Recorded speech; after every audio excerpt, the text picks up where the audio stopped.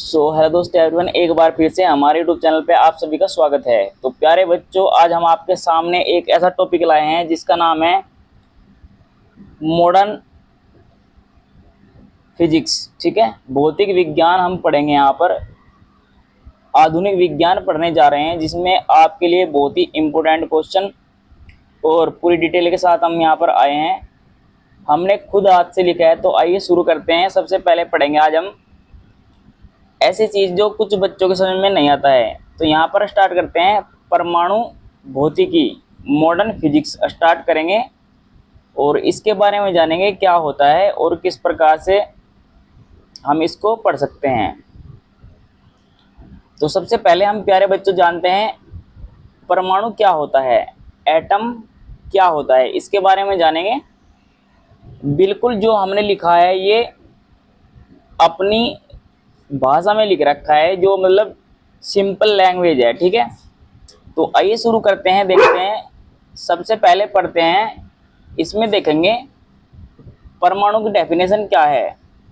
परमाणु किसी पदार्थ या तत्व का वह सूक्ष्मतम कण, वह छोटा से छोटा कण है जो स्वतंत्र अवस्था में नहीं रह सकता। ठीक है, आपको याद रखना है, परमाणु किसी पदार्थ या तत्व का वह कण है, वह छोटा से छोटा कण है जो सूक्ष्म स्वतंत्र अवस्था में नहीं रह सकता, लेकिन सभी रासायनिक क्रियाओं में भाग लेता है। यह आप क्या रखना है, सभी रासायनिक क्रियाओं में क्या करता है, भाग लेता है, इसका रासायनिक अस्तित्व होता है। यह आपको याद रखना है। अब हुआ था क्या, पहले पहले परमाणु को सूक्ष्मतम अविभाज्य कण माना जाता था, यानी कि इसे विभाज्य नहीं किया जाता था, ऐसा माना जाता था पहले। लेकिन बाद में जब और प्रयोग किए गए तो इसके अंदर भी बहुत सारे सूक्ष्मतम कण मिले। जैसे आपको बता दूं, electron, proton, neutron, positron, neutrino आदि। ठीक है, परमाणु भी विभाज्य है, यह आपको याद रखना है। ये मिले बहुत ही इंपॉर्टेंट है। कौन कौन से हो गए हमारे, इलेक्ट्रॉन, प्रोटॉन, न्यूट्रॉन, पॉजिट्रॉन और न्यूट्रिनो, ये मिले। ठीक है, अब इसमें क्या होगा, किसी तत्व के परमाणु आपस में समान होते हैं। किस तत्व के परमाणु क्या होते हैं, आपस में समान होते हैं, लेकिन अलग अलग तत्व के परमाणु अलग अलग तरह के होते हैं। किसी तत्व के परमाणु आपस में समान होंगे, लेकिन अलग अलग तत्व के परमाणु अलग अलग होंगे। ठीक है, ये आपको याद रखना है। कुछ तत्व जैसे निष्क्रिय गैसों, हीलियम, नियोन, आर्गन, क्रिप्टोन आदि के परमाणु स्वतंत्र अवस्था में भी रह सकते हैं। कुछ परमाणु ऐसे हैं जो स्वतंत्र अवस्था में भी रह सकते हैं। ठीक है, तो इस तरीके से आपको देखना है। अब हम इसमें सबसे पहले जानेंगे अणु के बारे में। किसके बारे में जानेंगे, अणु के बारे में। तो आइए जानते हैं अणु के बारे में। अणु को बोलते हैं मॉलिक्यूल्स। ठीक है, अणु किसी पदार्थ या तत्व या यौगिक का वह छोटा से छोटा कण है, सूक्ष्मतम कण है, जो स्वतंत्र अवस्था में रह सकता है। अभी हमने आपको परमाणु बताया। परमाणु किसी पदार्थ या तत्व का वह सूक्ष्मतम कण है जो स्वतंत्र अवस्था में नहीं रहता, लेकिन सभी रासायनिक क्रियाओं में वो भाग लेता है। अब यहाँ पर अणु उसका उल्टा है। अणु किसी पदार्थ या तत्व यौगिक का वह सूक्ष्मतम कण है जो स्वतंत्र अवस्था में रह सकता है, लेकिन वह रासायनिक अभिक्रियाओं में भाग नहीं लेता। ठीक है, परमाणु भाग लेता है, अणु रासायनिक क्रियाओं में भाग नहीं लेता है। ठीक है, यह पदार्थ के सभी गुणों का प्रतिनिधित्व करता है। इसका निर्माण परमाणुओं से होता है, यह आपको याद रखना है। ठीक है, सिंपल है आपको याद रखने के लिए। तत्व एक अणु में एक या अधिक समान प्रकार के परमाणु तथा यौगिक, एक अणु में दो या अधिक अलग अलग तरह के परमाणु होते हैं। अब हम देखते हैं परमाणु संरचना। क्या देखेंगे, परमाणु संरचना। तो इसको थोड़ा ध्यान से देखेंगे। यहाँ पर परमाणु मुख्य तीन मौलिक कणों से मिलकर बना होता है, जिन्हें इलेक्ट्रॉन, प्रोटॉन, न्यूट्रॉन, ठीक है, कहते हैं। परमाणु के बीच में नाभिक, न्यूक्लियस बोलते हैं जिसको, होता है, जिसमें धन आवेशित प्रोटॉन व न्यूट्रॉन होते हैं। नाभिक के बीच में आपको याद रखना है, एक तो प्रोटॉन और न्यूट्रॉन होते हैं। धनावेशित का मतलब ये प्लस चार्ज होते हैं, ठीक है, धनावेशित होते हैं। नाभिक के बाहर ऋण आवेशित इलेक्ट्रॉन होते हैं, जो नाभिक के चारों ओर चक्कर लगाते रहते हैं, ठीक है। मैंने इसका चित्र भी बनाया है, मैं आपको आगे दिखा दूंगा।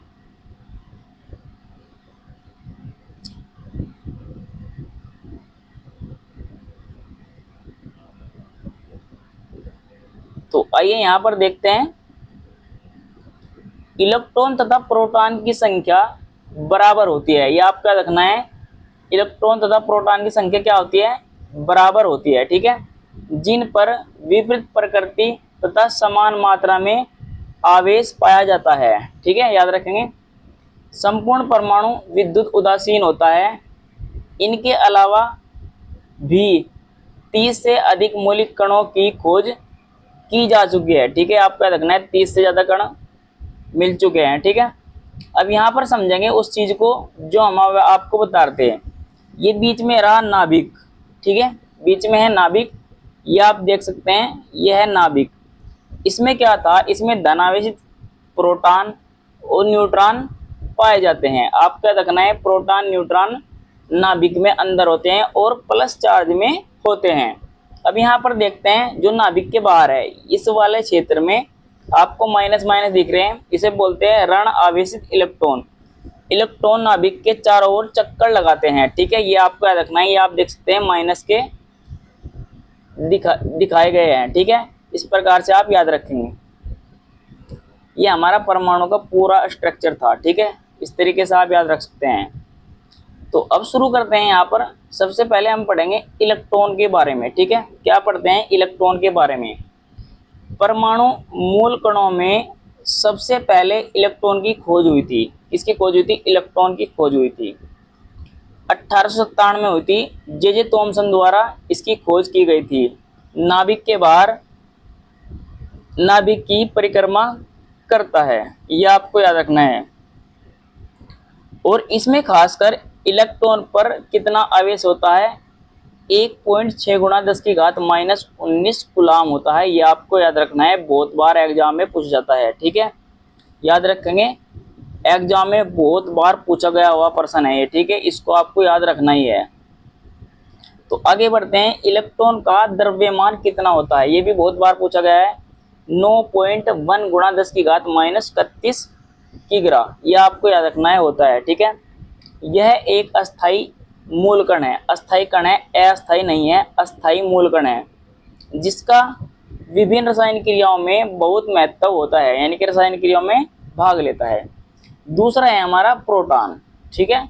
प्रोटॉन नाभिक में पाया जाने वाला अस्थाई कण है। मैंने आपको बताया प्रोटॉन और न्यूट्रॉन नाभिक के अंदर पाए जाते हैं, ठीक है, जिसका आवेश 1.6 गुणा 10 की घात -19 कूलाम होता है। किसके बराबर, इलेक्ट्रॉन के आवेश के बराबर होता है, ठीक है।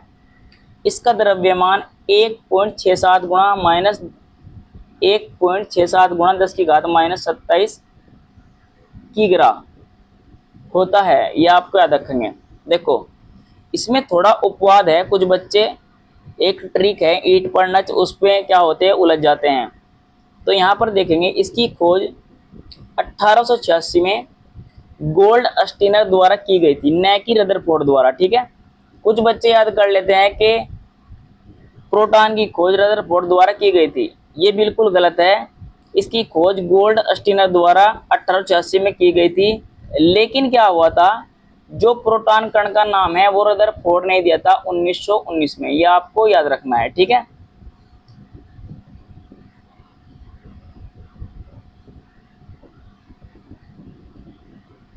अब जानते हैं हम न्यूट्रॉन के बारे में। न्यूट्रॉन का द्रव्यमान प्रोटॉन के द्रव्यमान के बराबर होता है, ठीक है। जो न्यूट्रॉन का द्रव्यमान है वही प्रोटॉन का द्रव्यमान है, ठीक है। इसकी खोज जेम्स चैडविक ने की थी 1932 में, यह आपको याद रखना है। इलेक्ट्रॉन प्रोटॉन के विपरीत यह एक अस्थायी कण है।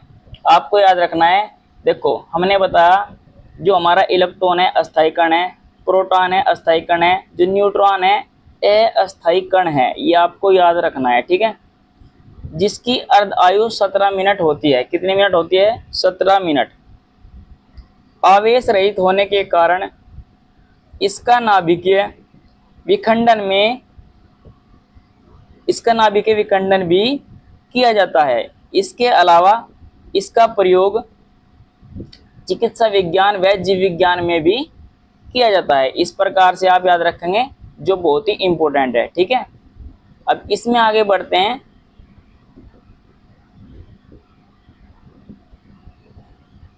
अब बात करते हैं हम पॉजिट्रॉन की, ठीक है। जो हमारा चौथा अणु है पॉजिट्रॉन, इसकी खोज 1932 में एंडरसन ने की थी। यह आपको याद रखना है, ठीक है। यह एक अस्थायी धन आवेश मूल कण है, ठीक है। प्लस चार्ज इस पे अस्थायी है ये। इसका द्रव्यमान तथा आवेश इलेक्ट्रॉन के बराबर होता है। जो इलेक्ट्रॉन का आवेश है, जो इलेक्ट्रॉन का द्रव्यमान है, उसके बराबर होता है।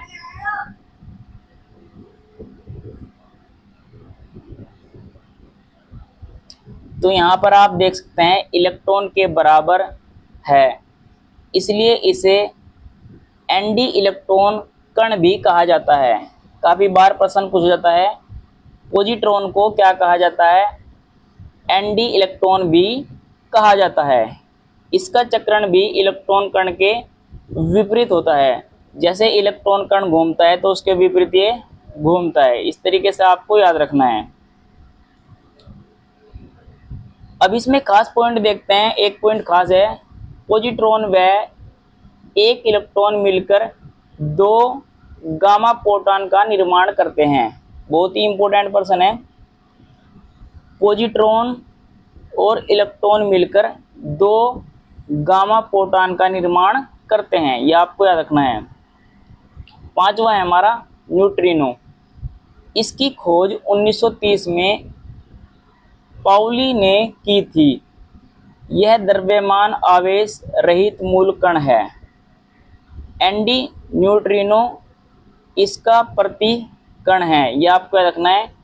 दोनों का चक्रण एक दूसरे के विपरीत होता है।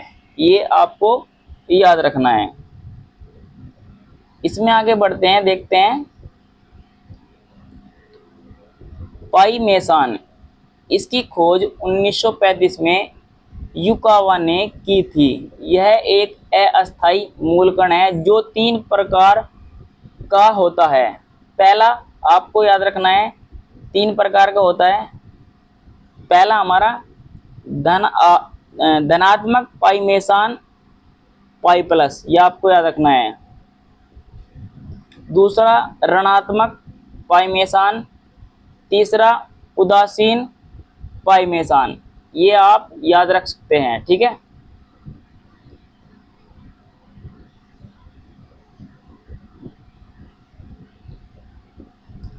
आगे जानते हैं, इसका द्रव्यमान इलेक्ट्रॉन के द्रव्यमान का 270 गुना होता है।